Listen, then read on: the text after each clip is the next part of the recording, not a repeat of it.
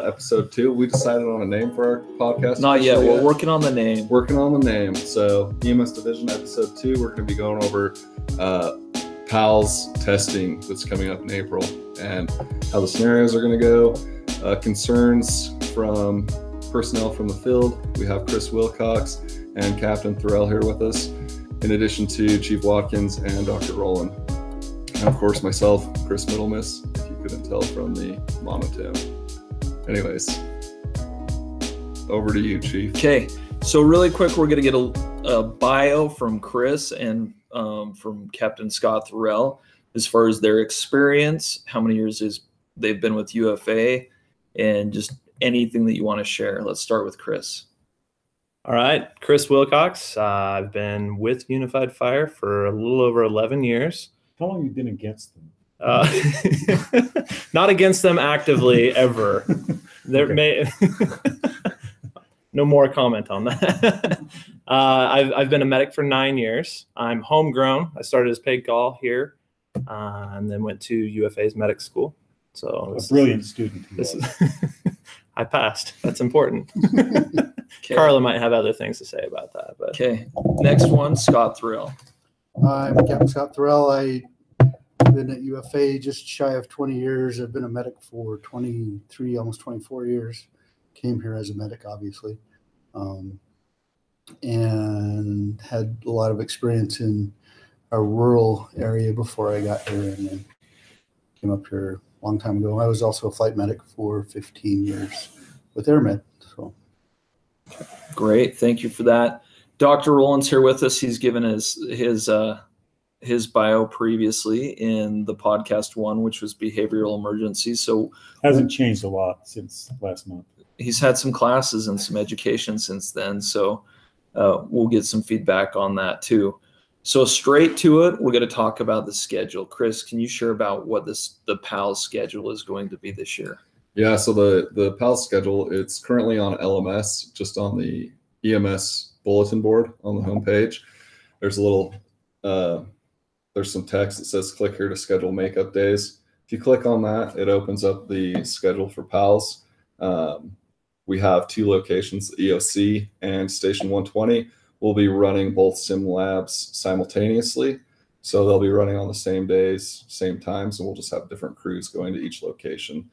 So the schedule is done on like an Excel spreadsheet. It has 2 pages. It has an EOC page and a Station 120 page, and it's broken down into what crews and what times are testing, and then there's the makeup slots on there. So if you have scheduled vacation or anything like that, coordinate with your captains or battalion chiefs, and go fill in your name on the makeup days, on the applicable makeup days that you wish to attend.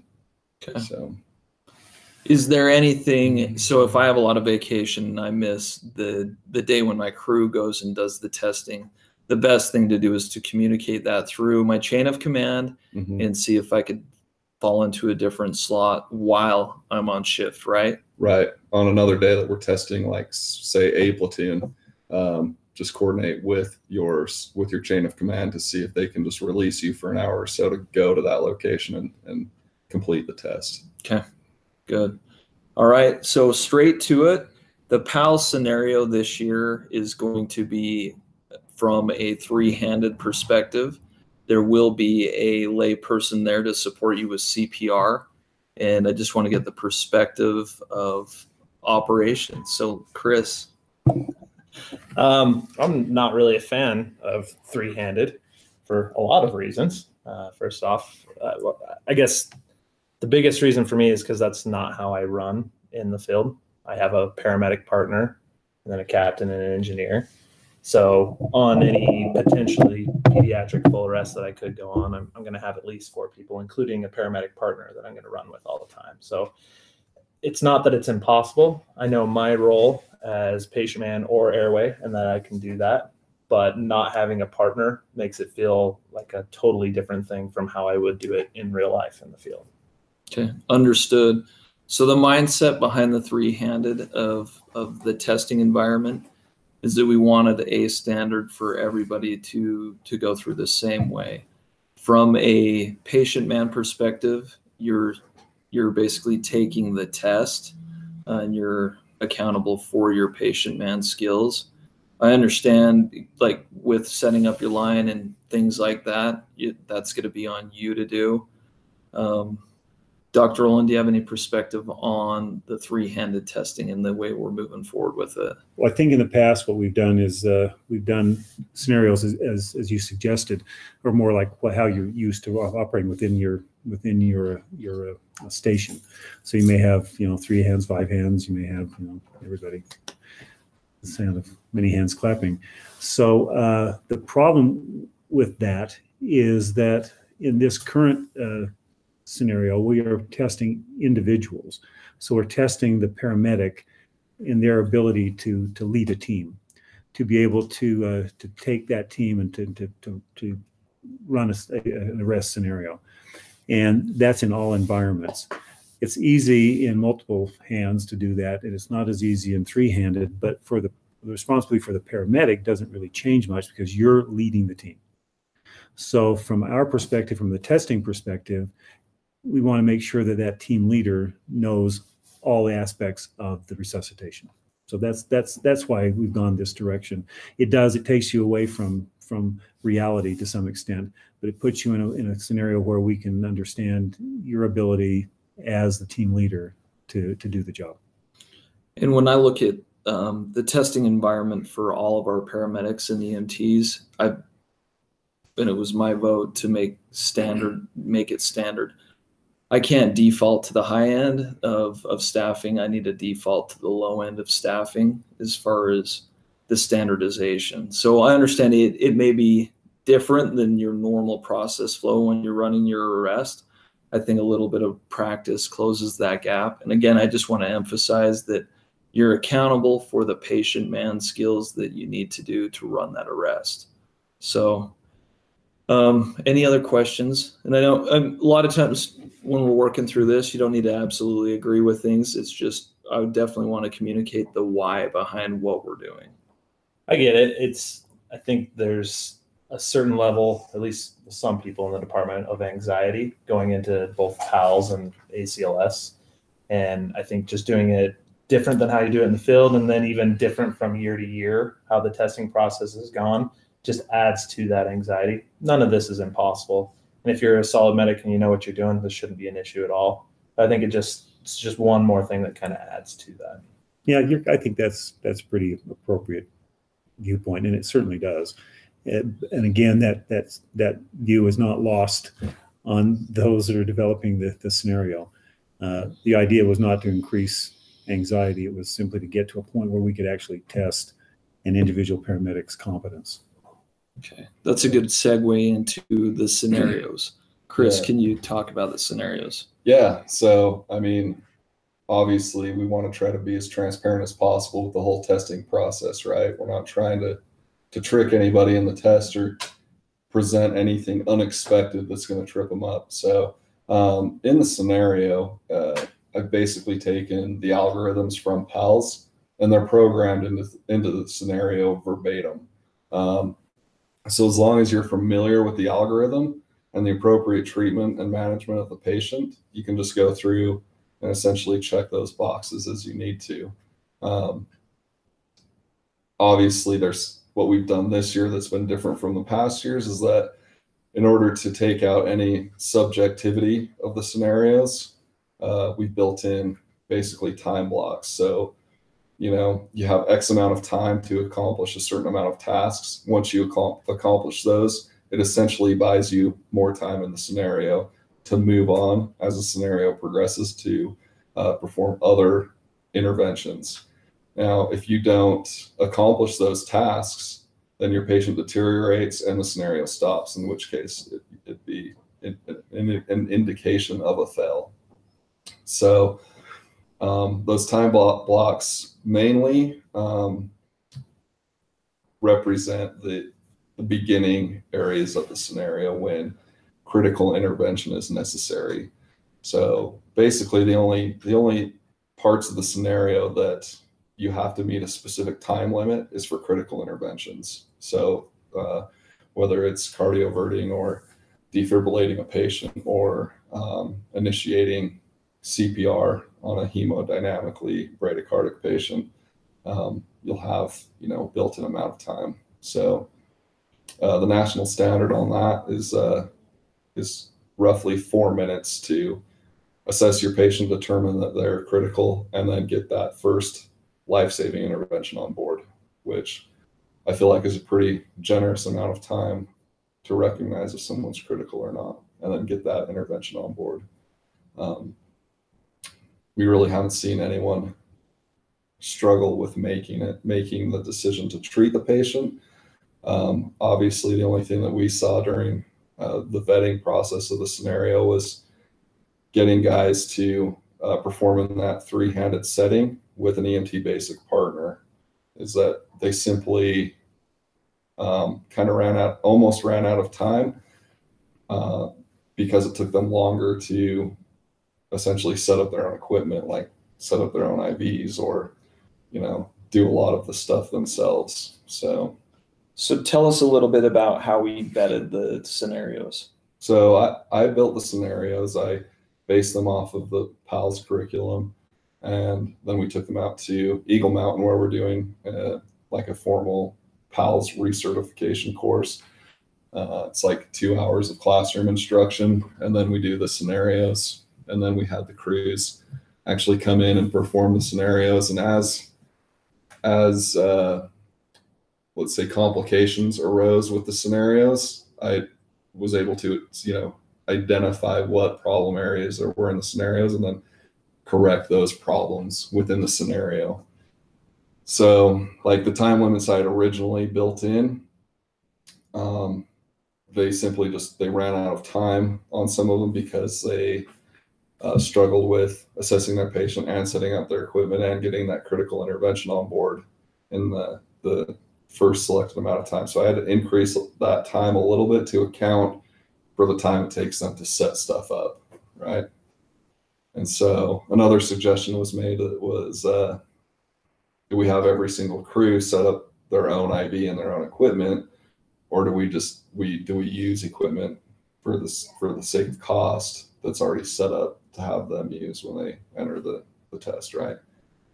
Because we're not testing the paramedics' ability really to set up an IV. We're testing their ability to treat the patient, do an effective assessment, and create a treatment plan, right? So yeah, did that answer your question? Yeah, no, it did. The one thing that I learned this year is just, I would say, diligence in vetting the scenario. I think that was refreshing for me to see, as this is the first time I've seen it as being the chief in the EMS division. Yeah. That was just reassuring to me that there is a process. A component, and I got to be kind of careful how I articulate this, is there was union representation there, and it's not to develop or tell EMS division how to do or what to do, but they're a stakeholder and they supported the process. So having a representative there to support what we're doing and see what we're doing, I think that's of value. For me, it absolutely. Because what we don't want is any perception out there that the testing process is unfair or like tilted in any way, right? We want it as objective as possible to actually test the skills of the paramedic. And so, like when we have people there observing it and making suggestions on maybe what could be changed, or when crews are involved in vetting a scenario, we want to hear the feedback, good or bad, like what their perception on the scenario is, so that we can make adjustments as we need to. Because at the end of the day, our main objective is to conduct a test that's as fair as possible for everyone, like have a standard that is a clear standard that everyone either meets or doesn't meet. So in the vetting process, who did you see that was kind of a standout as they ran the scenario? Was there any individuals, and we can use their names because as far as positive feedback goes. Captain Allen smoked it. I think that's a direct result of smoked it. I think that's a direct result, though, of having his paramedics mentor him, his current paramedics. mentor him and maybe work with him. Maybe not. Maybe it's just absolute skill. I don't know. Yeah. Captain Allen was an excellent paramedic. Yeah. He was my partner for many years. And he's been out of it as far as patient care. How long? Like 10 years, 10 probably. years Patient or year, so. 10 years. So to have somebody come in to that scenario with that, that's remarkable. That's how they run calls out there, though. Right. Yeah. And he was a little apprehensive about the scenario before he started, because he made the comment, hey, I haven't been acting as a paramedic for at least 10 years. I hope I do okay. And then he went in there and he was very methodical and just went through. It was clear he knew the algorithms, and he basically addressed what he saw from the patient as he saw it. And he probably had the best management of time through the whole scenario. He had plenty of time. He never even came close to running out of time for delivering any of those interventions at any point during the scenario. He just methodically went through and addressed the critical life threats as he saw them, and then addressed the other things as they came up. And it was obvious that he knew what he was doing. So He does work as a paramedic in Bluffdale. So it isn't. So he was a ringer. So wonderful. I like how he's still keeping his fingers in the game a little bit. So with the scenarios, let's talk about some of the resources and equipment. Let's talk about the Broslo tape. Can I interject real Yeah, quick absolutely. first? yeah. If I could ask a question, if I'm in there, or when I'm in there and I'm doing my stuff, if I fail, so I, for whatever reason, go over the time or do whatever, it doesn't matter. If I fail, what does that mean for me? Soylent Green. Did you ever see that movie? So I agree on his people. Yeah. So I'm glad you brought that up. So what happens is, just like in the past, you have 3 attempts to pass the practical exam, right? If you're in your code and you're the patient man and you either fail to hit a critical criteria, or you do something that is critical that ends the scenario, then you're stopped right then. The scenario is stopped. You're stopped, rather than, I know in the past we would let the person continue through the whole code, and at the end we'd be like, hey, you didn't pass, and this is why. We're getting away from that. As soon as you make a critical mistake, we end the scenario and then take that opportunity as a teaching moment to educate you on exactly what the mistake was that you made and what the correction to that mistake would be. And then on your first fail, you'd be given the option, if you want to test again that day after your crew is done testing, or you have the option to study up and schedule to come back and retest that. So I'm not on super secret double probation or anything like that just because I failed. No. And contrary to popular belief, EMS division wants you to succeed. That is our intent, to prepare through the battalion training, giving you the resources there, answering all the questions we can on the front end. That's the intent of the podcast, to give everybody maybe a little bit of medicine for the anxiety level that can be there in that testing environment. Because to be honest with you, anytime I've been through peer testing, right, whether it's promotional process or PALS or ACLS, it's stressful. And most of it's self-imposed stress. From my perspective, it's not our intent to stress anybody out. It's our intent to support and build, and then just ensure that we're delivering service. So that's where we stand. That's where I stand. And also a key component of this is we're not exempt. I ran 2 scenarios through this same 3-handed piece, and it's been enjoyable utilizing the equipment and resources. I'm not going to say that's new to me, but I've never really depended on it, but it's just been a big support. So anybody in EMS Division 2 will go through the same scenarios and the same testing that is asked of anybody else. So that's where we are too. Chief, let me interject one thing here. Just, I think there's real anxiety, and the reason there's real anxiety is because we only do this every couple of years, and it's important. I mean, we tell you if you don't pass it, you're done, right? Ultimately, and so it tends to it's a high consequence exercise we're going through here that only gets done relatively infrequently. Hospitals have recognized that, and now one of the big hospitals in Utah, Intermountain, they're putting their personnel every quarter. Any patient, any person who has patient contact is required to go to a scenario of peds and adults and go through an ALS scenario every 3 months. And the reason is because they recognize, I think as we all do, that the more frequently you do this thing, and quite honestly, the testing isn't the issue. The testing, what's the issue is how good are you every day in the field taking care of a kid, right? In the most critical time that you're gonna ever see these kids. Those are high pucker times, right? That's the time when you're really, your brain has got to be on the job. And what I'm interested in is how well are you guys doing every day? This every 2-year exercise gives us kind of a glimpse of that and creates great anxiety. But if you guys are on your game every day, this scenario is not going to be a big deal.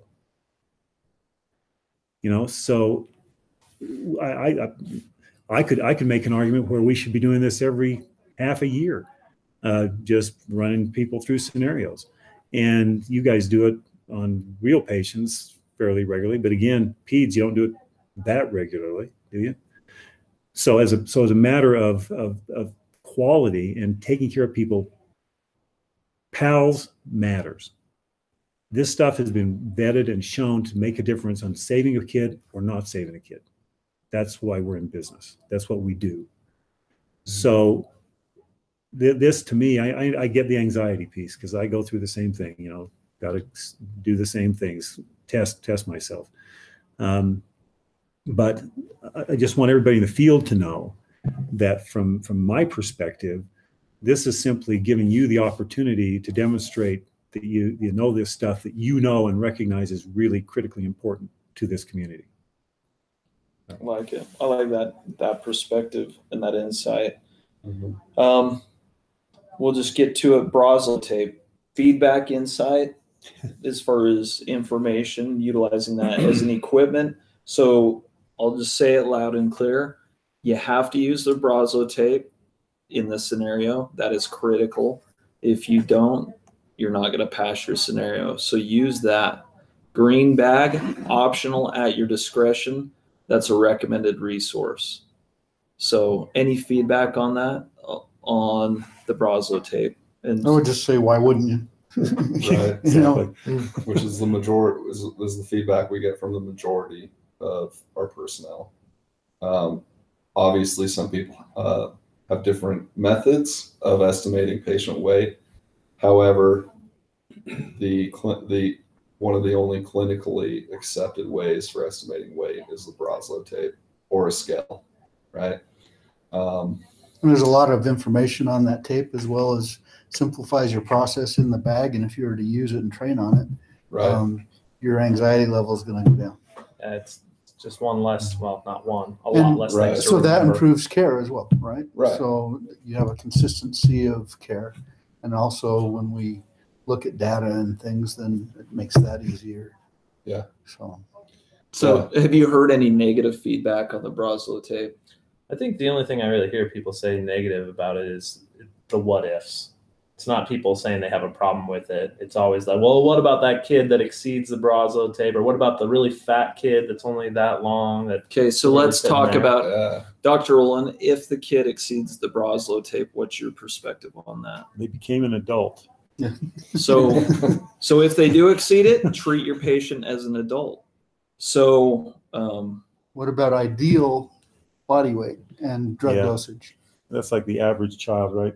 There is no such thing as an average child. So Everybody's above average. My kids are, I'll tell you that. right. Yeah. So yeah, ideal body weight, again, that has been validated through the process of developing the tape, right? And so we can play the what if games, you know, all day Right. long, but with what we do and how we do it, there are kind of broad parameters anyway, and they're built in. So if you follow the Brazil tape, you're going to be fine. 99% of the time. And if you're really that good and that smart, and you can figure out all this other stuff with some other means in the field, I'll support you 100%. Just come and tell me how you did it. So, yeah, quick pediatric story that kind of relates. It's not Broslow tape related, but when we first got the geezer squeezer, the auto pulse, the auto pulse, we were dispatched on an 11-year-old male, and we thought, well, maybe this kid will be big enough that we can use the auto pulse on. It was a full arrest. We got there, and he was too big. He had Prader-Willis. 11 years old. 11 years old, and he was too big. Yeah. So we had Prader-Willis, which is a disease that causes insatiable hunger. He literally ate cardboard or whatever was in the house. But he was too big. So we couldn't even use it because he was too big. So the bottom line in all of this stuff is do the best thing for your patient and use common sense. But exactly. Right. Yeah, exactly. And don't worry.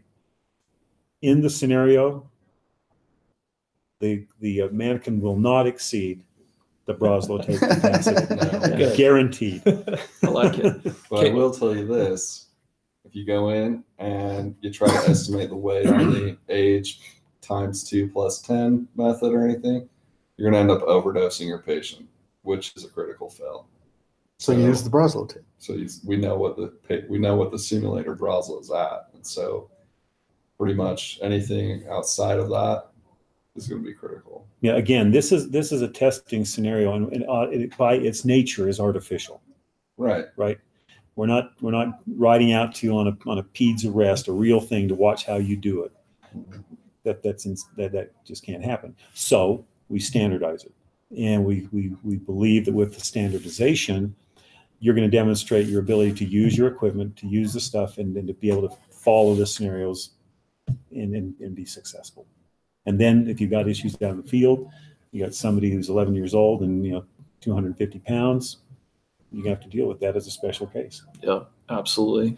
Okay, green bag. So sorry, Go one more ahead. thing. Go ahead. No, For me, good. the Broslow tape is all about your drug dosages, right? It's you're determining the weight so that you can figure out the drug doses and all of that stuff. Mhm. I know for me, my old fallback prior to using Broslow or green bag or whatever else was the old 1-5-10 rule. And just, it was an estimate, right? It's always an estimate. I mean, unless you have a scale, even with the Broslow tape, it's still a slight It's a standardized estimate. Yes. Exactly right. So I know with me, some of those figures, when you're pulling it up and, whatever color it's in, you're looking at it and the dosage is something a little bit weird, right? Like a 1.35 milligrams or milliliters. And you're trying to figure out, how do I draw that up?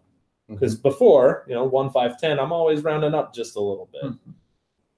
Do those little bit of rounding up to make it an easy draw on your drug dosage, do they make a difference? And is that something that is going to be a critical criteria or a fail in a testing scenario?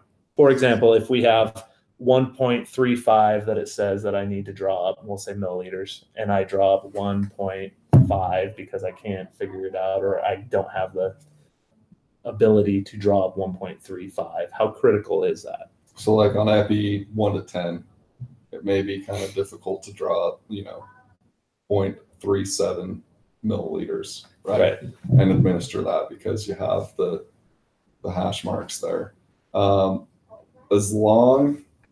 would say as long as it's not grossly, if it's not a grossly negligent dose, like as long as you're not way underdosing or way overdosing your patient, you're safe. So yeah, we're not gonna. If you go to 3.5 or to 4, that's an acceptable range. Right.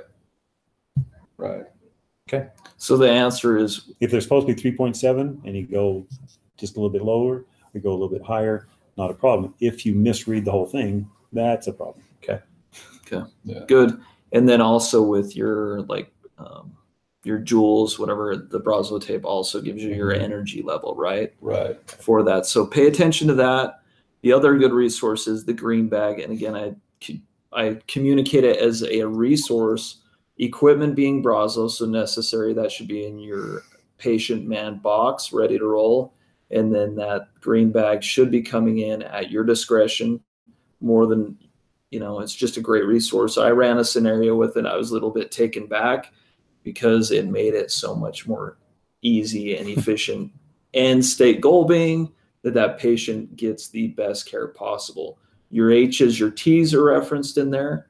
You can work right through those. And again, your drug dosages and everything are in there, very transparent, very easy to see. So it's a great reminder. Anything else about that or any concerns? It was already said once, wasn't it? Why wouldn't you? Why wouldn't you? I wouldn't. Yeah. Okay. Well, I know a lot of crews use it religiously, And I know, and some don't. and I know some folks that they don't like it, and that's okay too. But be advised, you better be able to bring your A game if you're not using it.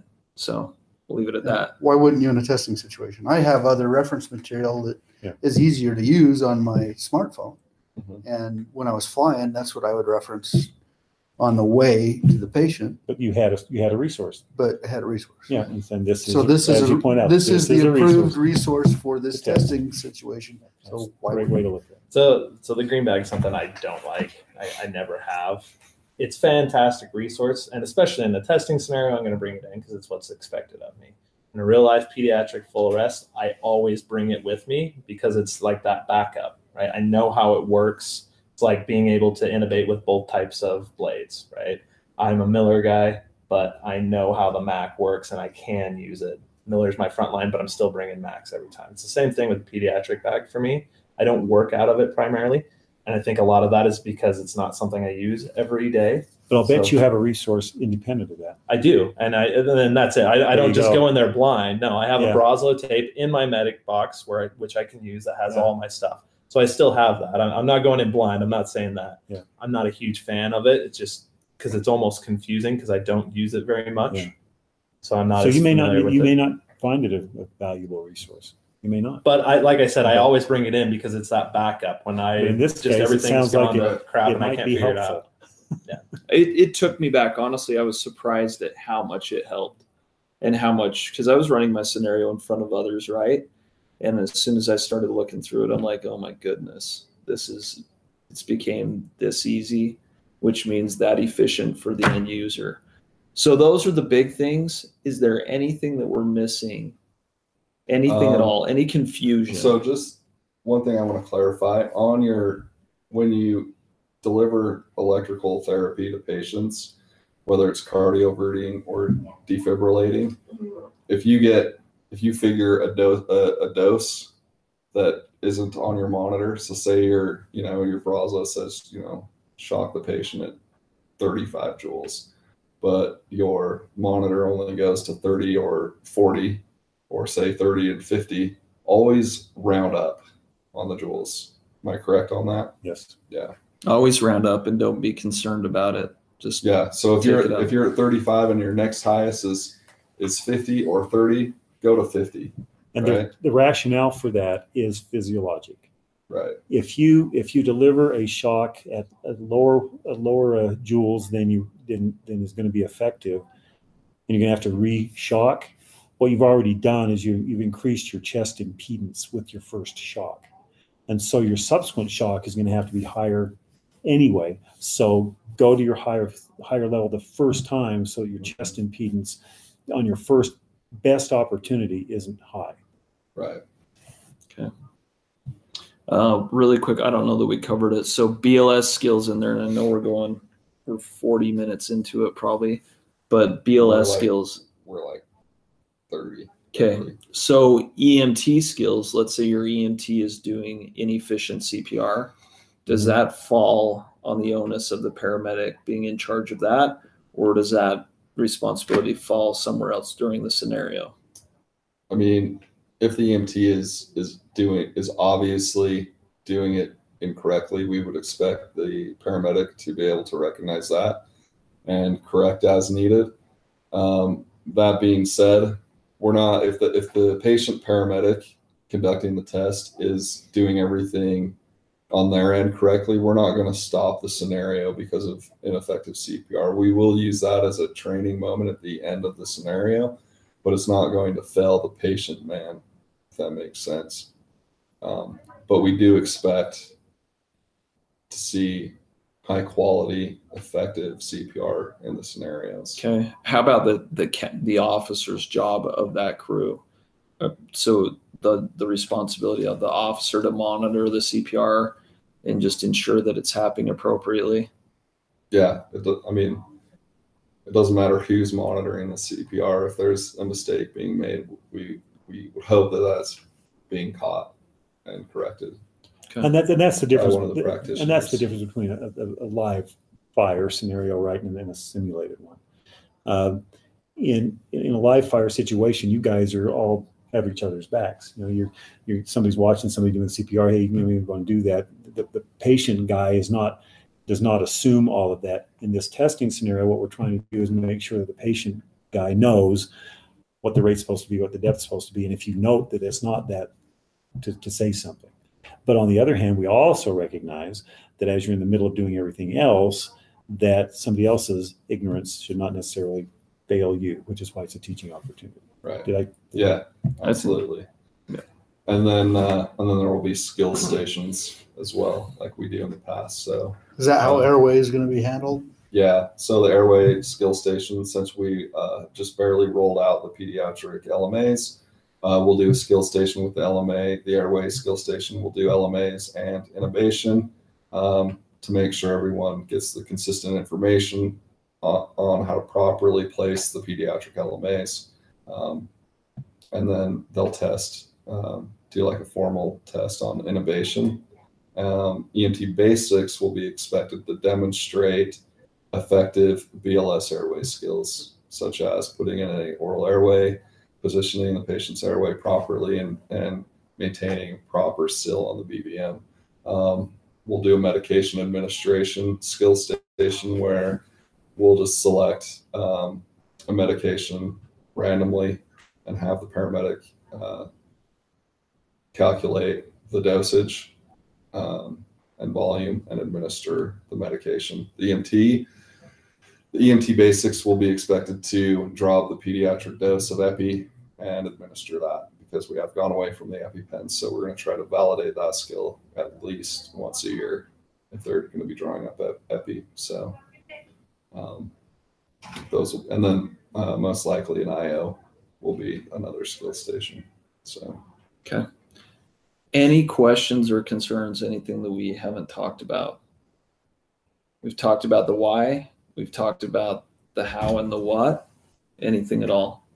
I still have some concern, and I don't think I understand why we're testing to what I consider the kind of the lowest common denominator, where we have three-handed as opposed to the way most of our stations doing. I know Dr. Rowland has said that they want to look at each individual paramedic, but I think that's still possible in the way we were doing it before. Mm-hmm. Although there are individuals who will round into a station where there's only three hands. You're going to have stations that they're not very many, but you're right. I mean, I get your point. Again, this is not, well, it would be addressed as kind of a sidelight to that is the same thing you said. When you've got an app that you use in real life, I guess the question could be, well, why can't I just bring the app in? And if I miss the critical things, then I missed them. I'll be responsible for that. That's hard to deal with when you're dealing with 100 plus people and trying to standardize it. Right. So that the answer to it is basically, yeah, we recognize it's not what you're doing all the time. I recognize that. I think we all do. But when we're trying to test you and your ability, doesn't matter if there's 3-hand, 5-hand. That doesn't change your responsibility as the lead guy. So, and that's why I've asked the question, is because it seems like you just answered my question too. Is it really doesn't change how you're looking at that one individual. No. So that was my decision as the battalion chief over EMS division. I looked at the different options on the menu, and that's what I felt was the most appropriate.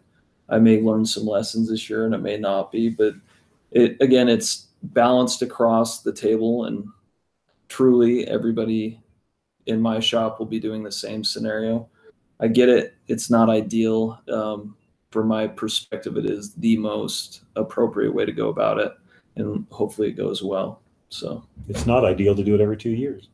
Yeah, I agree. Okay, wonderful. Is there anything that we missed? Have you guys heard anything from the operations side of the house regarding the PALS testing, the PALS training that can be improved on, or any even positive feedback or anything else?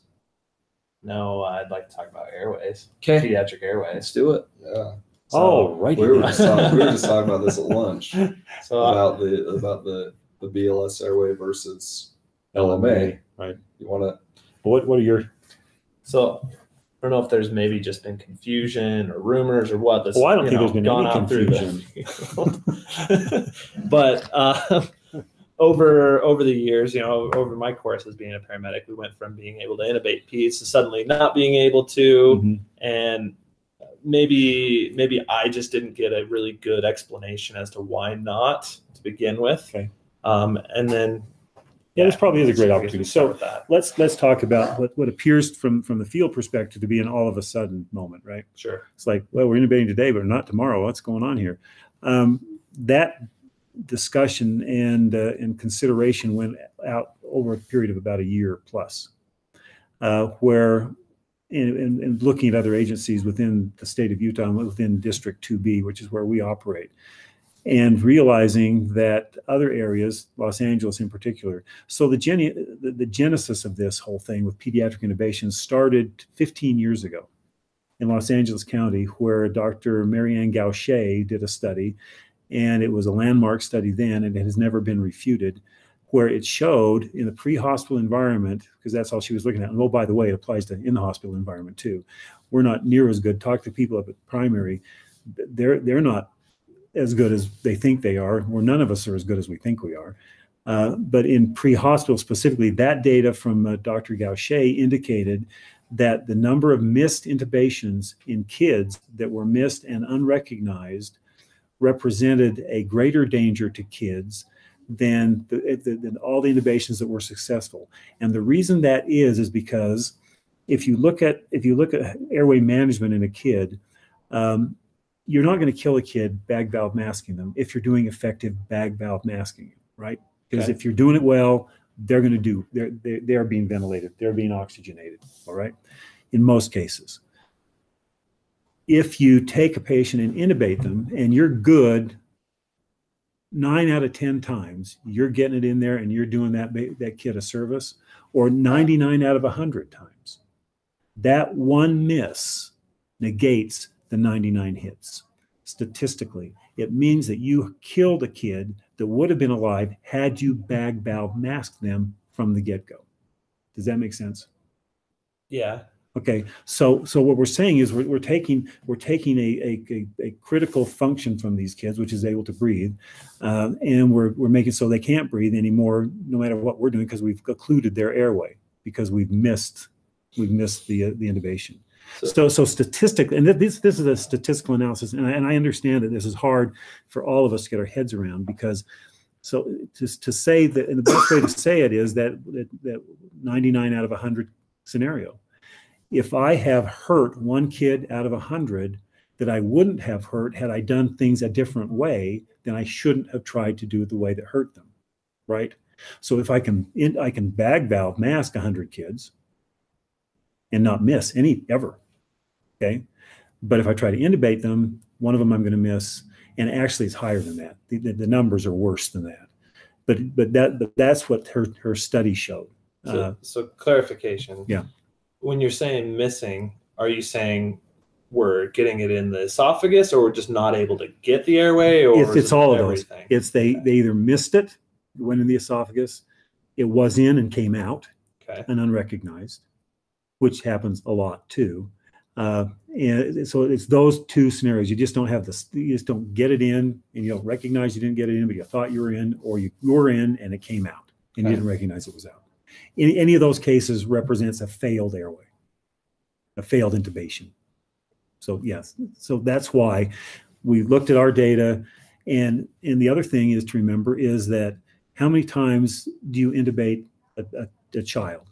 Not often. It's a high consequence, low needed procedure. It's one that you really need to be really good at that you do almost never.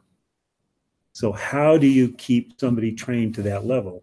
And we find that in pre-hospitally, that's really hard to do. even with a select group of people, flight medics, for example, and you've got to have that experience.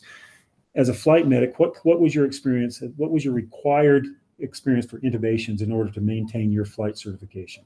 So we every year had to go do, I don't remember, it was 20 of each, I think. Yeah, it's a lot. It's a lot. Bunch. And we had a lot of discussions with Primary Children's Hospital. And a lot of the inadvertent extubations were happening in the hospital as well. So what Dr. Rowland's saying, and I agree, I had a hard time with it too as being a street medic. I'm like, they're taking something away that's cool and I like to do it. But the data bears it out in that we were harming more kids than we were helping. So my gestalt of what goes on with pediatric intubations now is that if you have to protect that airway, a burn or they're vomiting or submersion injuries, allergic reactions, then that's still the right thing to do, but you better make sure that you're in. You better make sure, use your video laryngoscopy to make sure it's in the right place. You better make sure it stays in. Yeah, we've got better tools now than they had 15 years ago. Right. So even 10 years ago. Or even 10 years. And I recognize that. And so trying to come up with another way to make sure these kids can be treated, and adults, by the way, falls now on the LMA. So the question then becomes, so when do we go to the LMA versus intubation versus bag valve masking? And it seems clear that the data for LMA supports LMA early in favor of even bag valve masking, because you've got a better airway, you've got better seals. Doesn't take as much skill to bag with an LMA than it does even a face mask, which is a significant skill, right? We were taught to refer to it as a better bag valve mask. Exactly. Yeah. Because it seats. It tighter. seats and it goes tighter. And the previous problem with LMAs was that they couldn't be secured. And so now they've come with an LMA, or they've got eye gels. They've got a bunch of them out on the market. We've selected LMA.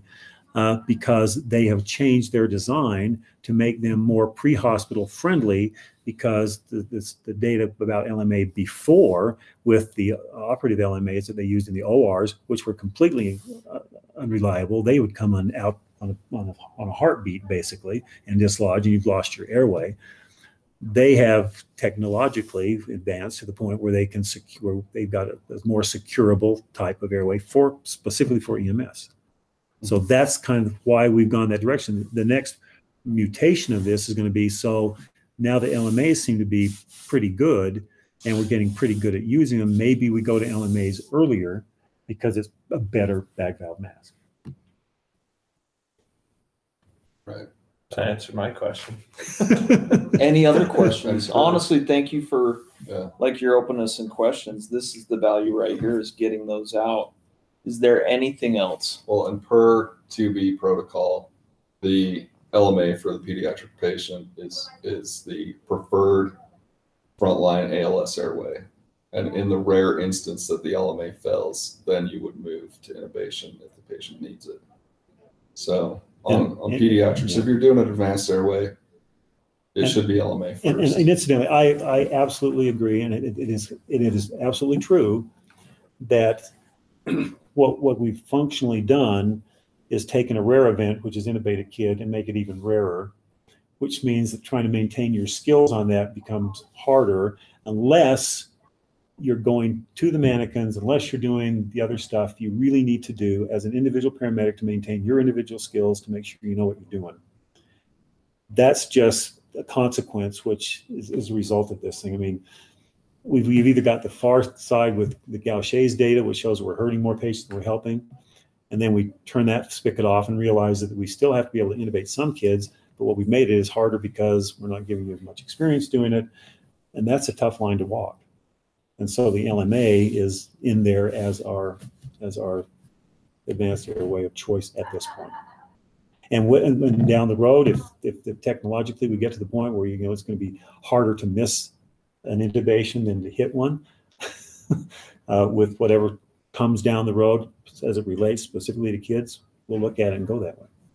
Dr. Rowland, what's your thoughts on BLS placement of the of the pediatric LMA? Again, in discussing these kinds of things, anytime you're looking at doing something different, I personally never want to be the leading edge of the wedge. I never want to be the head of the spear, because you never know for sure whether what you're doing is really beneficial or not. If you get onto it really quickly and it turns out you've boarded the wrong train, and it's hard to get off them once you start.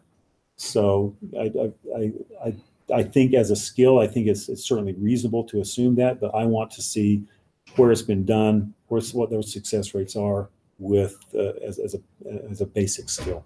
So we assess the data, the national data. We do what we do with all of this. And we search for best practice, and then we pursue that. Exactly. Okay. So then LMA is an ALS skill for pediatrics right now, the way it's correct. Right? Correct. Okay. BLS skill in an adult patient, ALS skill in a pediatric. Okay. Anything else? Awesome. Well, sincerely, I want to just say I appreciate everybody's effort. Thank you for this past year getting through the TCCC training that everybody had. That's a value. We'll be having more stuff coming down the pike with that and RTF, as Chief Rhodes is now over RTF. And then we'll work through the PALS training and just enjoy it. Any way we can support you, we will. I'd love the feedback on the podcast and maybe things that you'd like to see changed with any of the way that the information is delivered to operations. So, Chief, I think we need more acronyms. Right? Okay. I'm in favor of more acronyms. And I'll give you some after the. Awesome. And I do want to say thank you to Station 125A Platoon. Specifically, thank you to Captain Scott Thorell and Chris Wilcox and Jared Johnson over in the corner looking at me with his intimidating mustache. Yeah. Cool. Thanks for joining us. Thank you. That was episode 2. Thanks, you guys. Thank you. Thanks for having my back on those things. Oh, well, you know, it's science, right? It's science. It is science. But you as a flight medic, We went through that, and they're still going through it.